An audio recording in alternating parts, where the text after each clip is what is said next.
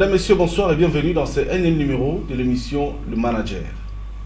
Comme vous le savez, tous les mardis à partir de 21h sur votre télévision, nous recevons ceux qui ont réussi, ceux qui conduisent des institutions. Et bien nous recevons aussi ceux qui ont la maîtrise de la conduite ou de la gestion des institutions. Avec eux, nous parlons sur ce qui va certainement vous intéresser. Ce soir, nous parlons de l'ECOPO. Sûrement, ce n'est pas à présenter parce que ça fait partie des alma mater que compte la République démocratique du Congo. Pourquoi même pas l'Afrique centrale? Et c'est l'une des écoles supérieures de renommée. Et aujourd'hui, on ne peut pas s'en passer. Nous recevons, vous le voyez déjà sur vos petits écrans, le professeur Emmanuel Banucizé, qui est directeur général de cette institution. Avec lui, on va parler de comment ça évolue, comment ça fonctionne.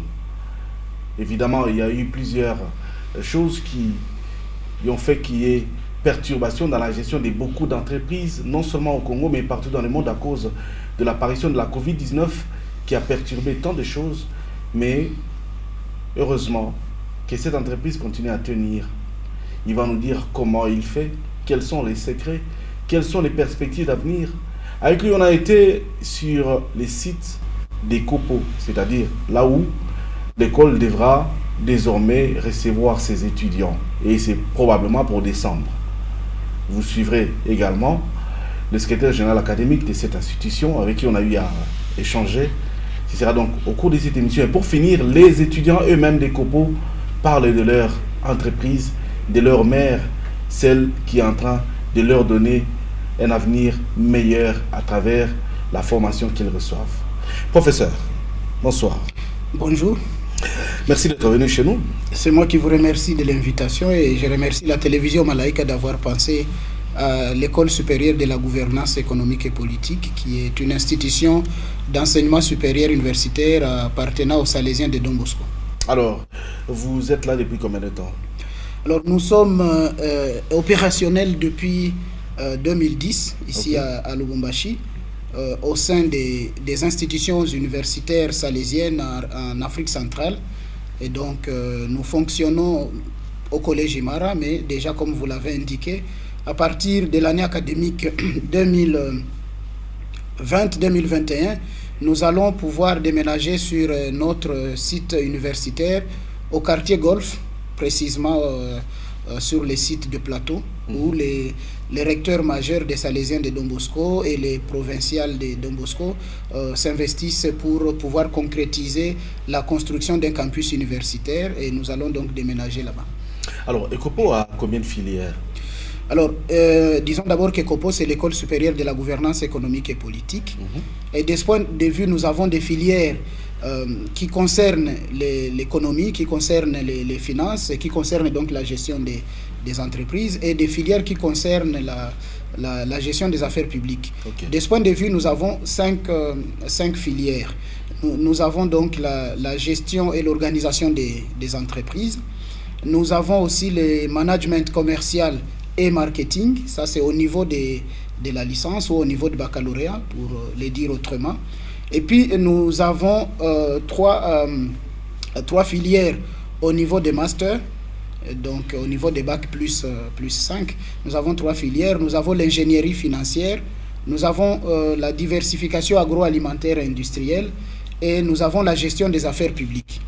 Mais à partir de l'année académique 2020-2021, en fait, nous allons ouvrir deux nouvelles filières. Nous allons ouvrir les sciences alimentaires, et nous allons ouvrir un master, évidemment, de marketing pour compléter, en fait, les cycles de licence en management commercial et marketing. Voilà les filières que nous organisons. Alors, vous fonctionnez à combien de vacations? Comment ça se donne, les cours à ECOPO? Alors, pour les cycles de licence ou de baccalauréat, en fait, les cours se donnent dans la matinée, de 8h à 14h. Donc, les étudiants viennent de 8h à 14h. Et à partir de 14h, normalement, ils ont des travaux pratiques. Je reviendrai sur la spécificité de notre système. Après 14h, les étudiants restent pour les travaux pratiques ou pour les travaux de terrain. Pour les cycles de master, c'est opérationnel après-midi, à partir de 16h jusqu'à 21h. Okay. Parce qu'en fait, ce cycle de master est orienté vers les professionnels, c'est-à-dire des gens qui travaillent en entreprise et qui ont besoin d'une autre formation pour compléter leur premier cycle, ou qui ont besoin d'accroître leurs compétences et leurs capacités managériales dans les différents domaines dont je viens de parler, l'ingénierie financière, la diversification agroalimentaire et la gestion des affaires publiques. De ce point de vue, donc, ces cycles-là de master fonctionnent de 16h à 21h, parce que normalement chez nous, les travails se terminent à 16h et donc les professionnels peuvent finir le travail à 16h et peuvent aller au cours à partir de 16h, 16h30 pour terminer à 21h. Alors, mais les jeunes, c'est-à-dire ceux qui ont un diplôme d'État et qui commencent la première année, étudient de 8h à 14h, parfois jusqu'à 15h. À partir de 14h, c'est des heures réservées à des travaux pratiques qui sont donnés par des enseignants ou des travaux que des étudiants peuvent faire à distance avec des enseignants pour interagir via les dispositifs numériques. Alors, parlant de dispositifs numériques, certaines institutions organisent des cours en présentiel et d'autres en ligne. Chez vous, ça fonctionne comment? Bon, alors, nous avons voulu rester dans le cadre de la loi. Bon, d'abord, il y avait en fait une décision du pouvoir public qui suspendait momentanément les activités d'enseignement. Et de ce point de vue, il était dit que si on respectait vraiment à la lettre cette disposition-là, aucun enseignement ne devait être fait ni en présentiel ni à distance. Bon, ça c'était d'une chose. Nous avons respecté ces dispositions du gouvernement, mais il se trouve que chez nous, nous organisons en fait les cours en présentiel et à distance. Il y a des enseignements qui sont faits directement par des enseignants dans les auditoires. Et maintenant, à partir de l'expérience de la pandémie, et même avant l'expérience de la pandémie, certains enseignements se donnaient à distance pour des professeurs qui sont à distance et qui ne pouvaient pas venir. On a un dispositif numérique de ce point de vue-là. Certains cours ont été directement, notamment des cours de droit. J'ai vu un professeur en licence 3 donner un cours entièrement à distance. Il était à Kinshasa. Il y a d'autres enseignements, par exemple, des professionnels qui sont en banque et qui interviennent à ECOPO, qui n'avaient pas le temps de venir, peuvent demander aux étudiants de se connecter et de donner leurs cours à distance. Donc nous alternons, quant à nous, les deux systèmes, le présentiel et le numérique. Okay. Parce qu'il faut se dire aussi que le numérique a beaucoup d'avantages, mais rencontre encore des difficultés, des limites chez nous, d'abord des désordres, parce qu'il y a certains étudiants qui n'ont pas forcément les moyens informatiques, donc les ordinateurs, mais qui n'ont pas aussi les moyens financiers pour se connecter directement sur leur machine en vue de suivre les cours.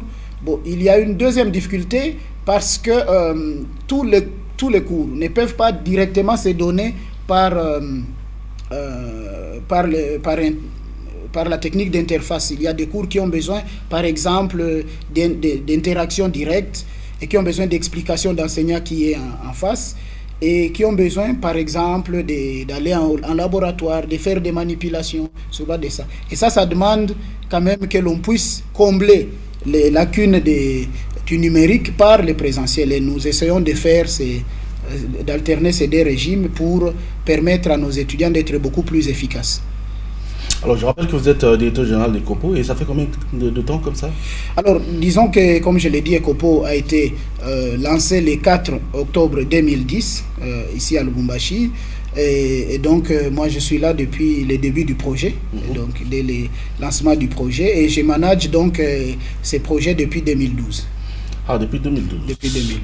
Chapeau bas, parce que nous connaissons l'Église catholique par son sérieux. Et donc, c'est pas très facile, ce n'est pas sérieux. C'est une parenthèse. Merci, je dois prendre ça comme un compliment et en même temps comme une grande responsabilité. Et nous faisons un effort, effectivement. Mais ça ne devrait pas seulement être l'Église catholique, ça ne devrait pas être seulement les Salésiens qui devaient se distinguer par le sérieux. Je pense que ça devrait être la société globale. Et c'est de ce point de vue-là, c'est de cette façon plutôt que nous devons faire avancer notre pays, que nous devons construire la République, si chacun là où il est essaie d'être sérieux, de répondre aux attentes de ceux qui lui donnent des charges à exercer, de répondre, comment dirais-je, aux besoins des jeunes, parce que lorsque les jeunes nous sont confiés pour les former, il faut être à la hauteur de ces tâches-là, et donc de ce point de vue bénéficier de la confiance aussi des parents, parce que ce sont finalement les parents qui font confiance aux Salésiens de Don Bosco et qui leur confient leurs enfants pour qu'ils continuent à les former.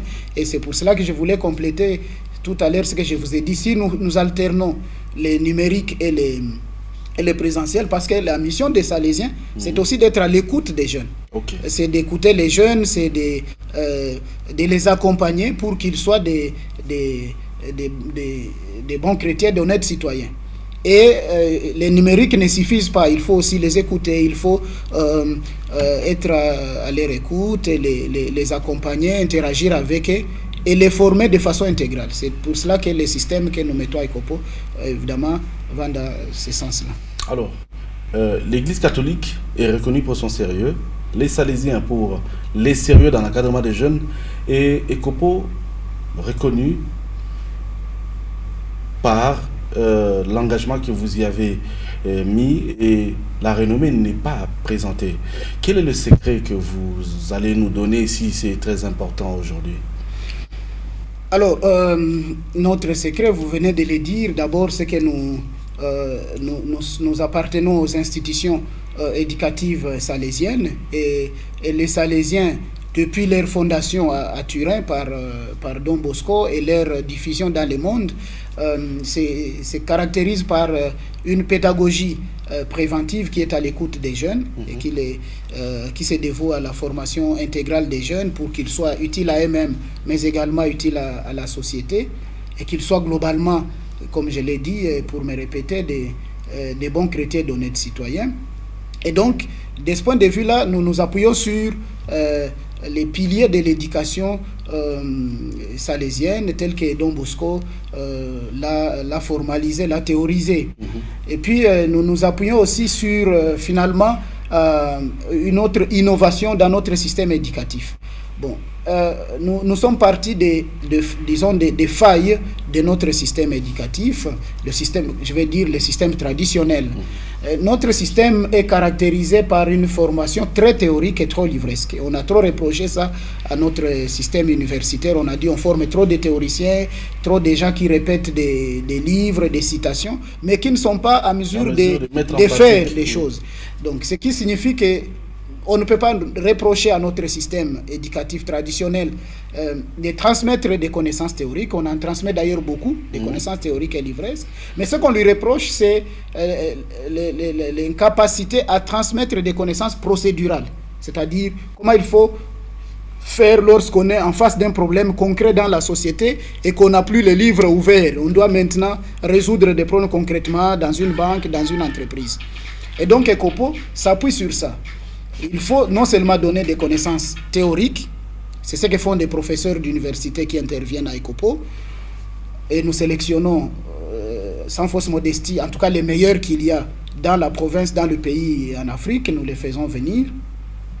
Mais nous nous appuyons aussi sur les professionnels, parce que notre système traditionnel aussi, en fait, est handicapé par le fait qu'il n'y a pas de créneau qui soit ouvert aux professionnels, c'est-à-dire des gens qui travaillent en entreprise et qui ont une grande expérience professionnelle en entreprise et qui peuvent communiquer cette expérience aux jeunes pour que les jeunes savent qu'est-ce qu'ils doivent faire, quels sont les défis auxquels ils doivent être confrontés lorsqu'ils sont en entreprise. Donc nous, à ECOPO, nous avons estimé qu'il faut nous appuyer sur les professionnels aussi. Donc il y a les théoriciens, je viens de l'indiquer, les universitaires, mais il y a beaucoup de professionnels qui travaillent en entreprise, qui travaillent dans les banques et qui sont pétris d'une grande expérience et qui viennent intervenir pour donner non pas des connaissances théoriques, mais des connaissances procédurales. Comment une entreprise est gérée réellement, comment un département de crédit est géré dans une banque. Bon, comment par exemple la comptabilité d'une entreprise est gérée réellement. Là, on fait intervenir des professionnels qui nous disent exactement, ou qui disent aux étudiants exactement comment ça fonctionne, et qui interagissent. Et en travaillant ainsi, ces étudiants ont la possibilité non seulement de discuter directement avec les théoriciens, les professeurs, mais aussi et surtout avec les praticiens, et d'aller les rencontrer ensuite en entreprise pour qu'ils leur montrent comment une entreprise est gérée, comment ça fonctionne. Ça, c'est le deuxième pilier. Donc, j'ai parlé de le système éducatif de Don Bosco, le fait d'allier la théorie et la pratique en faisant intervenir beaucoup de professionnels, chefs d'entreprise, travailleurs dans des entreprises qui viennent pour des séminaires ou pour des cours. Et troisième élément, c'est les types de stages. Parce que ce qu'on a aussi reproché à notre système traditionnel, c'est qu'on dit beaucoup que nos diplômés n'ont pas d'expérience. Quand ils arrivent en entreprise, beaucoup d'entreprises perdent de l'argent pour les former à nouveau. Alors, pour éviter ces hiatus, qu'est-ce que nous faisons à ECOPO?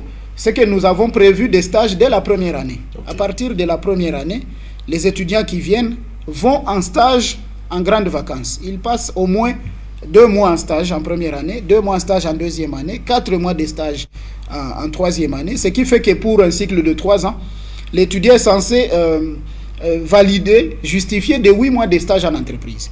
Bon, parfois, certains ne font pas 8 mois, il faut moins, mais au moins il doit montrer qu'à chaque étape de sa formation, il a dû faire des stages. Or, le fait d'aller en entreprise, de faire des stages pendant les vacances, fait qu'il sait comment ça fonctionne, mais il est davantage formé.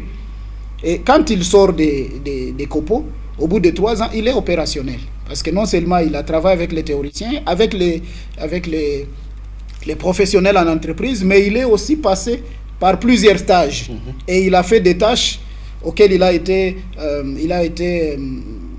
été soumis par des professionnels, par les gestionnaires en entreprise. Donc, lorsqu'un étudiant sort de chez nous, il est automatiquement opérationnel. L'entreprise n'a pas besoin de perdre de l'argent pour d'autres formations. On ne va plus l'envoyer à l'INPP ou je ne sais pas, dans telle autre structure pour des formations supplémentaires. Non. Automatiquement, il est opérationnel. Et c'est ça ce qui fait, je crois, notre spécificité à ECOPO Lubumbashi. Alors, on ne vous trouvera jamais seul. C'est-à-dire, quand on cherche monsieur le DG de ECOPO, il est rarement seul, mais plus avec les étudiants. C'est quoi cette complicité? Bon, enfin, je crois que cela s'explique aussi par mon trajet anthropologique même. Bon, je suis né dans un petit village au Kivu et donc j'ai étudié dans des écoles missionnaires dans les Kivu. Je suis donc un produit vraiment des écoles missionnaires. Et puis ensuite, disons que dans toute ma formation, j'ai eu la grâce, je vais dire comme cela, j'ai eu la grâce d'être accompagné par des maîtres remarquables qui étaient disponibles pour moi, donc qui étaient à l'écoute. Je ne vais pas les citer ici, mais je citerai l'un d'entre eux, Rémi Ngandou Bakatou, et qui m'avait recruté d'ailleurs comme assistant à Bimana Makamba, et il y en a d'autres, qui étaient vraiment à l'écoute et qui nous invitaient chez eux, qui nous demandaient si nous avions des problèmes et qui nous accompagnaient pour franchir les étapes, pour avancer dans la vie. Et du coup, nous avons été forgés comme cela. Puis après, j'ai travaillé beaucoup avec les Salésiens. Je viens de vous dire que j'ai piloté ECOPO depuis sa création.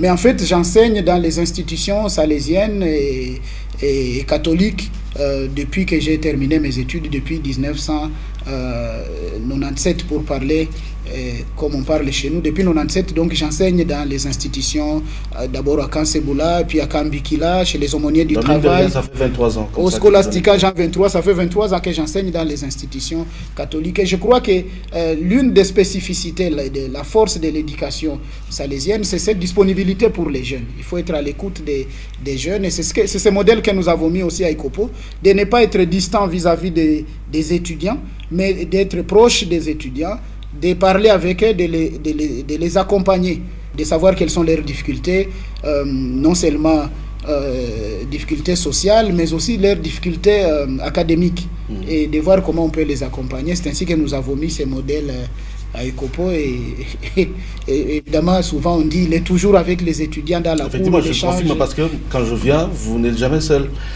Si ce n'est pas au bureau, c'est dans la cour où vous êtes avec eux. Alors, je comprends aujourd'hui les secrets. Je pense que plus d'une personne qui s'est demandé est informée. Mais, monsieur le directeur général, il y a des gens qui se posent la question de savoir à quoi équivaut les diplômes des COPO. Et à cela, j'ajoute la question de savoir quelle est votre collaboration avec les autres universités du monde. À quoi équivaut notre diplôme? Il équivaut à un diplôme internationalement reconnu. Et ça, je l'ai dit directement, sans peur d'être contredit. Pourquoi? Parce que, tout d'abord, Ecopo a été créé pour répondre à des normes internationales. Nous organisons, comme je l'ai dit, des enseignements en présentiel et en mode numérique, conformément aux normes du système LMD, des licences, master et doctorat. Mais nous ne sommes pas autorisés à organiser des enseignements des doctorats.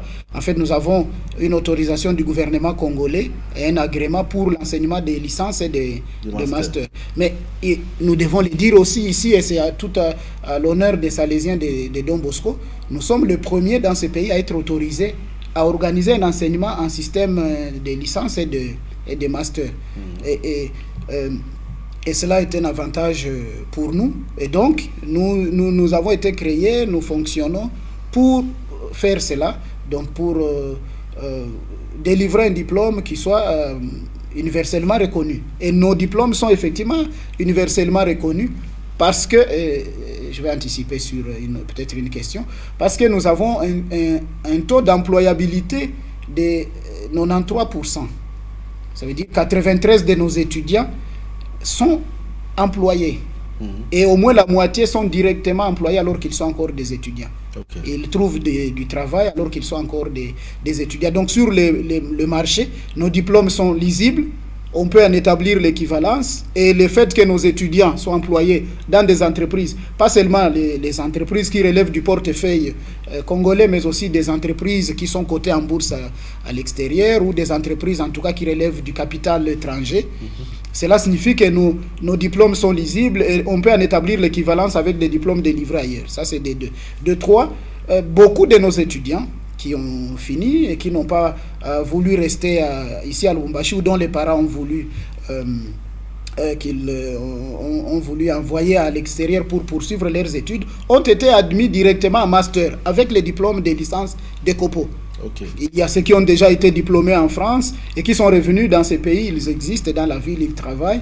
Il y a ceux qui sont au Canada, il y a ceux qui sont aux États-Unis. On en a beaucoup en Afrique du Sud. Sans avoir l'esprit de vous interrompre, je rappelle qu'il y en a qui devaient aller en France déjà, mais suite à la Covid-19, ils ne sont pas partis. Précisément, et heureusement que vous le savez, il y a des étudiants diplômés à Ecopo qui devaient déjà aller en France, mais qui ont été bloqués par cette pandémie de Covid-19, qui étaient déjà inscrits en master dans des universités françaises sans qu'on les rétrograde. Donc, en ce qui concerne les niveaux de diplôme que nous délivrons, il n'y a pas de doute à ce sujet, que c'est un diplôme internationalement reconnu. De la collaboration avec les autres universités, avant qu'on prenne l'élément de la descente sur terrain. Alors, de la collaboration avec les autres universités, notre collaboration est bonne avec la grande université officielle qu'il y a dans la ville, l'université de Lubumbashi. Moi-même, je suis professeur à l'université de Lubumbashi. J'enseigne aussi à Brazzaville, à l'université Marien Ngouabi, et puis je suis visiteur dans d'autres universités. Puis avec les grandes écoles ou les grands instituts, l'ISP, l'Institut supérieur des commerces, avec les universités privées aussi qui sont dans la ville, nous avons des bonnes collaborations, d'échanges d'enseignants, parce que nous utilisons beaucoup de professeurs des universités officielles ou des universités privées, et de ce point de vue. Et puis nous sommes tous dans une même conférence des institutions d'enseignement supérieur universitaire. Il y a une conférence des chefs d'établissement de l'enseignement supérieur universitaire pour la province du Katanga, dont les recteurs de l'université de Lubumbashi, les professeurs Kishiba et et les présidents. Et moi, je suis le secrétaire au compte évidemment des instituts supérieurs privés, donc au compte des COPO. Et cela signifie évidemment que si preuve il y en avait, que nos relations sont tout à fait bonnes. Nous organisons des activités ensemble. Nous sommes reconnus par les autorités publiques. Bon, et ce serait même surprenant qu'une institution salésienne ne soit pas reconnue par les autorités publiques de la province. Nous sommes évidemment reconnus. Et puis, alors, avec les universités étrangères, c'est aussi connu. Vous aurez les images, vous allez les montrer. L'année passée, nous avons scellé un partenariat avec des universités italiennes, et notamment avec l'université de Camerino.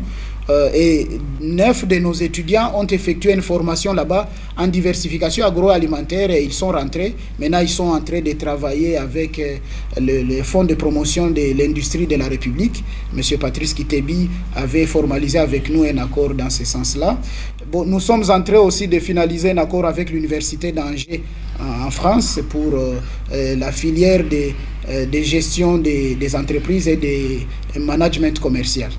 Donc voilà. Et puis nous sommes en train de finaliser notre accord avec une université italienne en ce qui concerne les sciences alimentaires. Normalement, cette filière va fonctionner ici à Lubumbashi, mais avec le soutien et l'accompagnement d'une université italienne qui est en accord, qui est en train de signer un accord avec nous. Je ne vais pas citer l'université parce que l'accord n'est pas encore formellement signé, mais dès lors que nous allons signer, la presse sera tout associée. ECOPO n'est pas une institution à présenter parce que vous en avez les preuves, non seulement parce que nous en parlons, mais aussi parce que vous vivez ECOPO, vous avez appris à faire avec, vous tous qui êtes professionnels, vous tous qui êtes attirés par des bons enseignements. Moi, personnellement, je vous conseille ECOPO, même si je ne suis pas un produit d'ECOPO. Voilà. Alors, nous avons fait une descente avec des membres ou deux du corps directeur de cette alma mater. ECOPO devra déménager déjà dès décembre prochain. Nous allons regarder ces images surtout juste après. Existant depuis 10 ans, l'école supérieure de la gouvernance politique et économique ne cesse de nous surprendre agréablement. Après la pose de la première pierre par le responsable numéro 1 des universités salésiennes pour la construction des nouveaux bâtiments devant abriter ECOPO, les travaux ont avancé et le campus érigé sur les domaines marial est presque prêt à accueillir les étudiants dès la rentrée académique prochaine. Il est prévu que nous ayons toute une cité universitaire ici. Et ce que vous voyez en fait sont les premiers travaux qui sont en train de se faire et qui vont se poursuivre au cours de l'année académique 2020-2021. Mais déjà, comme je viens de le dire, 2 décembre de cette année, ces auditoires seront opérationnels et le provincial de Saint-Lizien du Don Bosco, le père Albert Kutumba et son conseil provincial viendront ici déjà pour inaugurer ces... Sur les lieux, le directeur général de cette alma mater, le professeur Emmanuel Banué-Cizé, accompagné du secrétaire général académique, font un tour, inspectent les travaux et encouragent les travailleurs.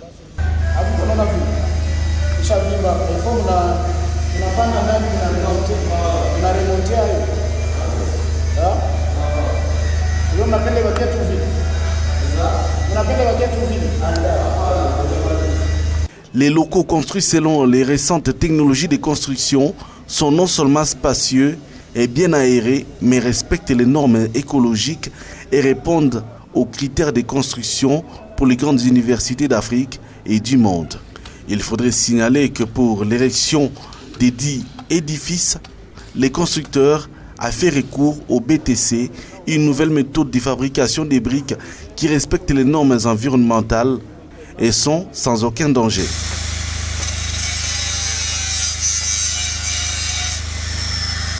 Pour favoriser les déplacements, les étudiants vers les sites de l'université salésienne et principalement à ECOPO, les moyens de transport sont prévus tels que l'a signalé le secrétaire général académique. Alors, prof, d'abord une construction qui respecte les normes, une nouvelle méthodologie dans la construction, s'il faut qu'on dise ainsi.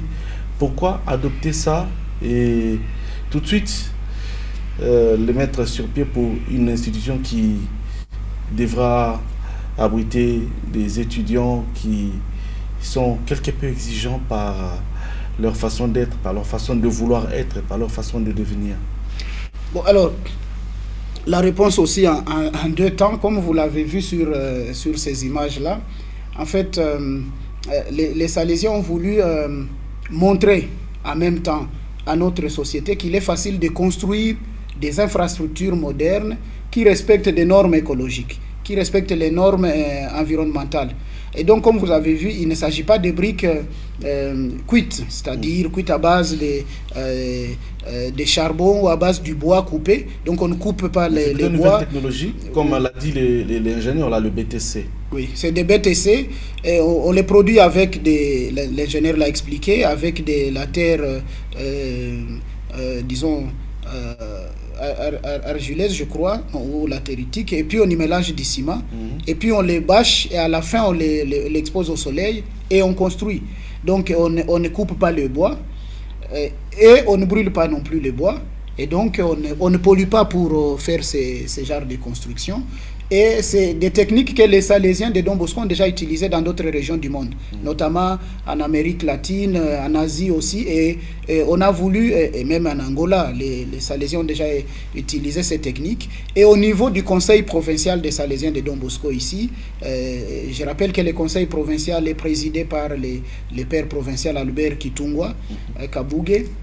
Et en accord avec la maison générale à Rome, donc les recteurs majeurs Angel Fernandez Artimé, ils ont estimé qu'on pouvait, n'est-ce pas, implémenter ces modèles de construction pour ECOPO. Mais ECOPO va se situer dans un cadre beaucoup plus global de l'université salésienne en Afrique centrale, qui sera érigée ici à Lubumbashi, sur ce site du Golfe, parce que la volonté du recteur majeur des Salésiens de Don Bosco et la volonté des Salésiens de la province d'Afrique centrale, c'est qu'on érige une université salésienne ici à Lubumbashi, qui va avoir plusieurs facultés. Mais alors, on commence par déménager d'abord ECOPO sur ces sites-là dès l'année prochaine. Et donc, du coup, ils ont voulu construire avec ces matériaux.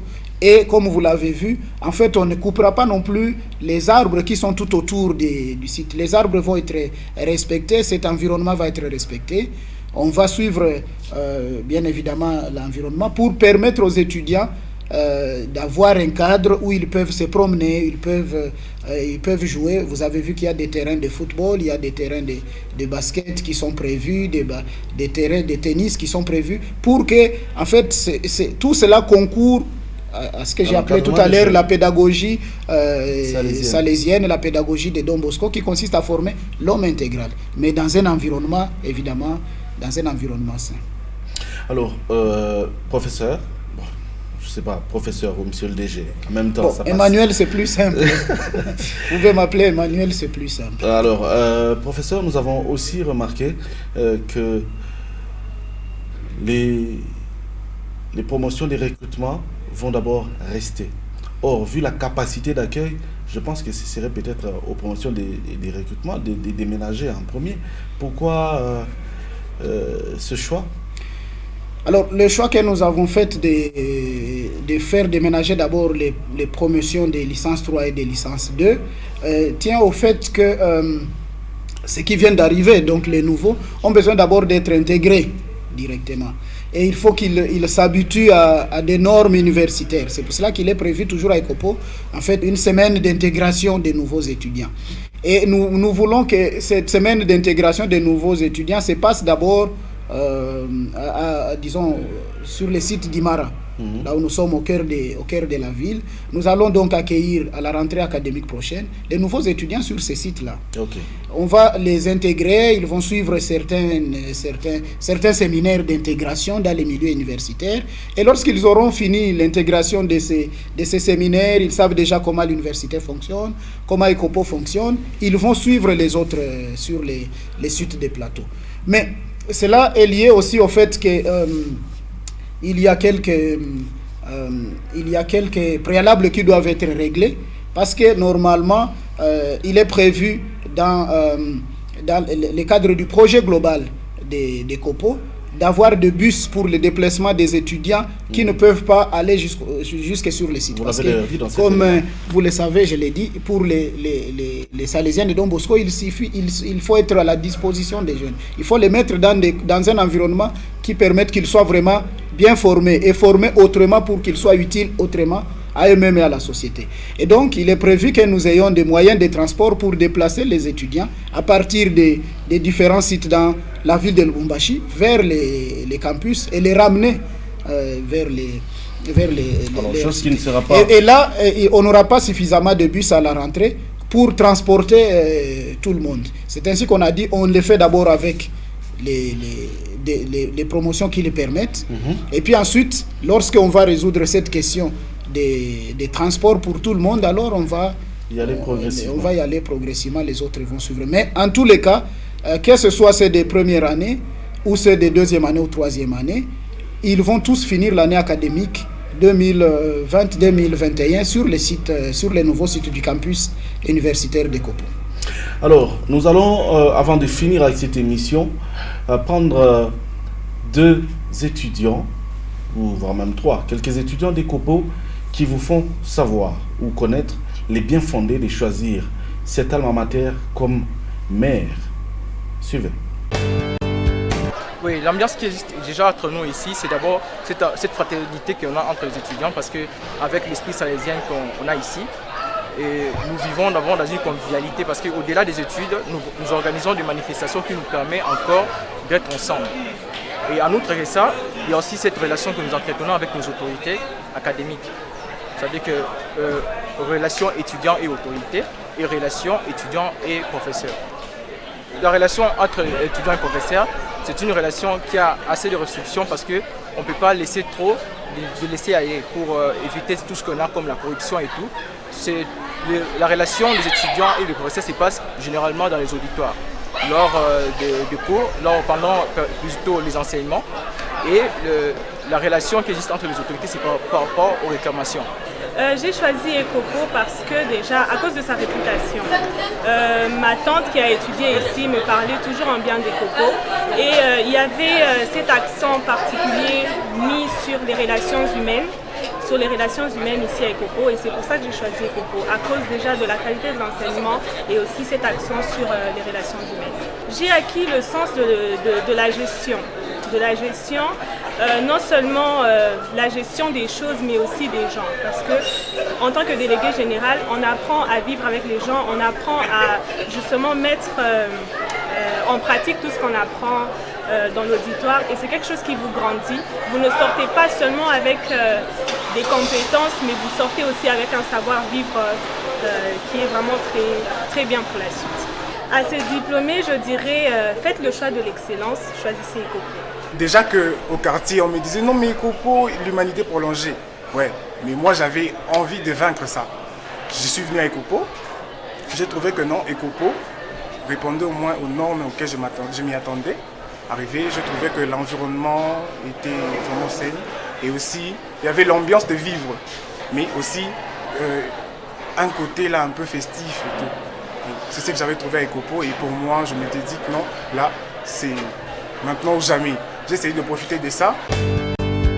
Alors, nous voici pour finir cette émission, mais avant de finir complètement, deux bonnes petites questions auxquelles vous allez répondre rapidement.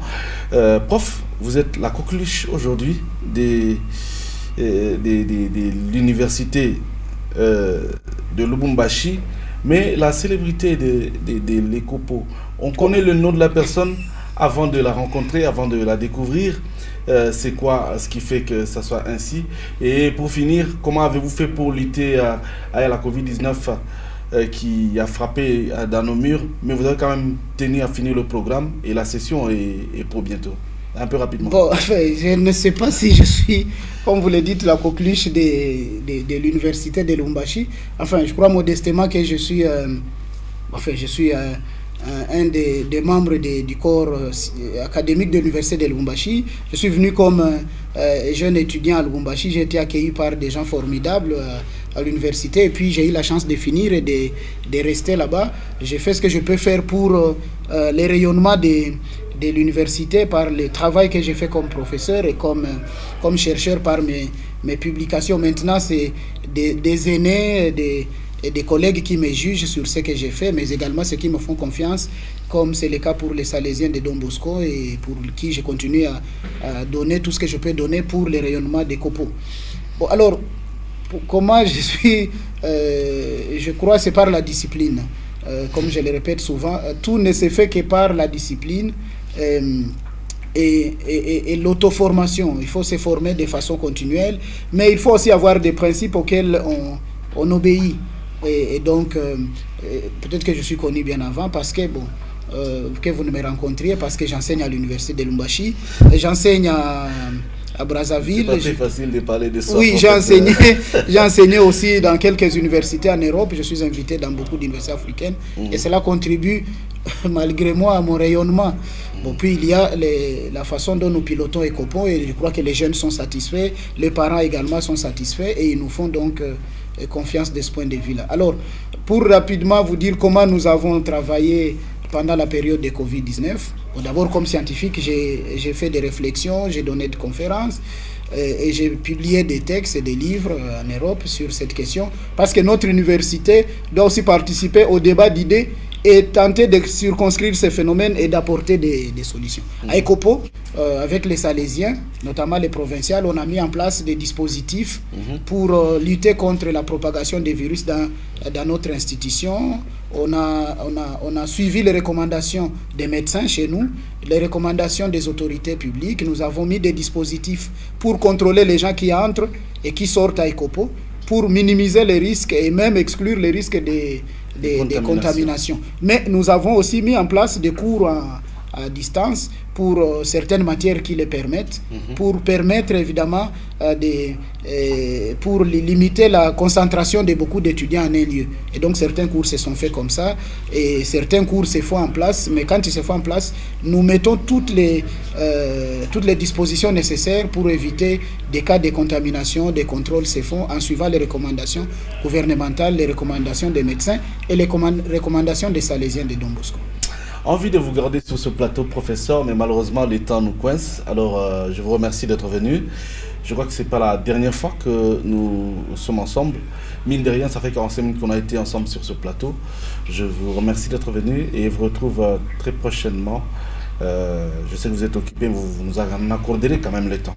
Bon, c'est moi qui vous remercie. Vous savez, dans la société contemporaine, on ne se donne pas la parole soi-même, sinon c'est de l'anarchie. Oui. Donc, c'est moi qui vous remercie de m'avoir donné la parole, de me permettre de m'exprimer sur ECOPO, et en même temps profiter de votre caméra pour remercier tous les parents qui nous font confiance et qui nous envoient leurs enfants à ECOPO, tous les étudiants qui choisissent ECOPO, tous les jeunes qui font confiance au système éducatif des Salésiens de Don Bosco à travers ECOPO Lubumbashi, et nous leur garantissons vraiment que nous serons toujours disponibles et que nous allons faire davantage, nous allons être innovants davantage pour leur offrir une formation de qualité qui leur permette d'être utiles à eux-mêmes et d'être opérationnels dans la société. Et cela va être davantage mieux lorsque nous allons déménager sur notre site du quartier, le campus salésien au Golfe. Merci mesdames, beaucoup aussi aux Salésiens de Don Bosco, bien évidemment. Alors, mesdames, messieurs, nous sommes en train de finir cette émission, mais pas comme d'habitude. Aujourd'hui, je vous invite juste à venir prendre de l'inscription à ECOPO. Ça commence bientôt déjà. Vous suivrez certainement ça sur Malaika Télévision, sur les sites internet de cette alma mater. Et pourquoi pas, vous tous qui avez besoin d'en savoir plus, venez à la direction d'ECOPO. Venez, nous attendons. ECOPO, il n'y en a pas deux. Alors, prof, merci. C'est moi qui vous remercie encore une fois.